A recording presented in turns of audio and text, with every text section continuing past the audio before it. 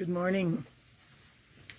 When I go on journeys, when I travel on lengthy vacations, in particular to different countries or to Europe, I like to make kind of a photo scrapbook album while we're out on the journey.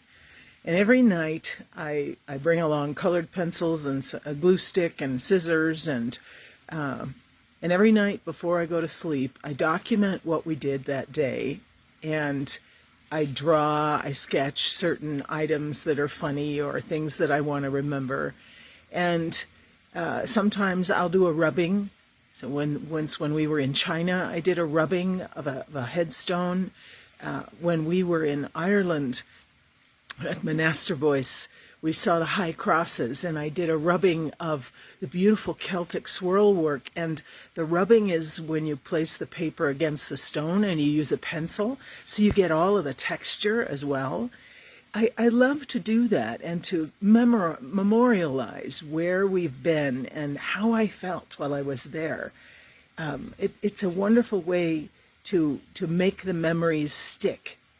And photographs in general mean a lot to me.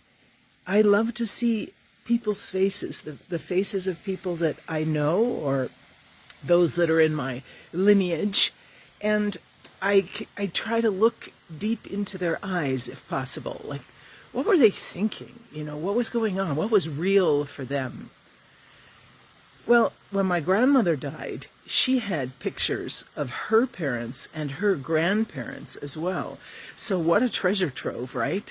I have hanging in one of my rooms, in my office actually, the images of my great-grandparents and my great-great-grandparents because of that. In Scripture, the divine tells us not to have false images of God, not to perpetuate them, not to promote them, not to pay attention to them or create them.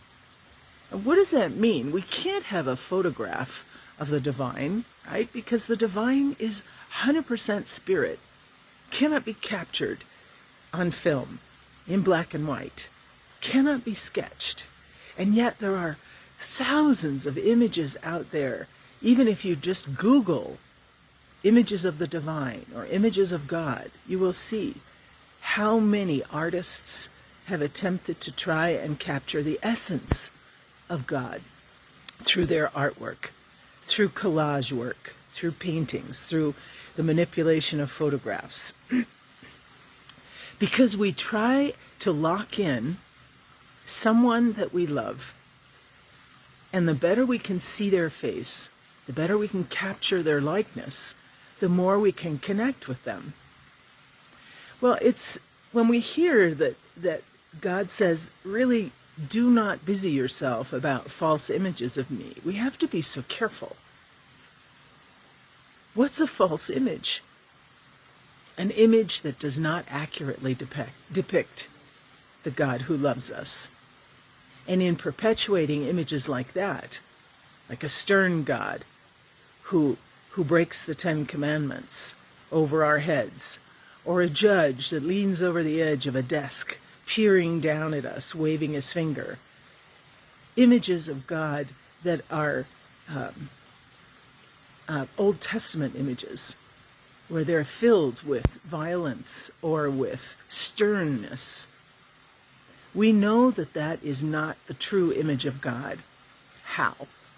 Because Jesus is the living image of God. And in looking at Jesus, we see God.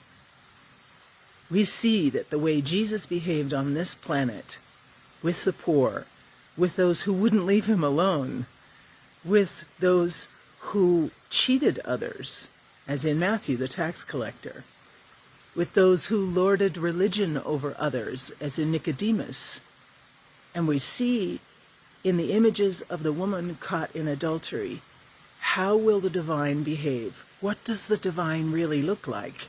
And it is not a vengeful, finger-waving judge. It is a God who will go to the cross for us, who will make excuses for us and arguments for us on our behalf. Images are so important. They linger in our eyes and our minds and our lives. They shape the way we project our lives going forward. Images of God are even more critical. They too shape the way we move forward.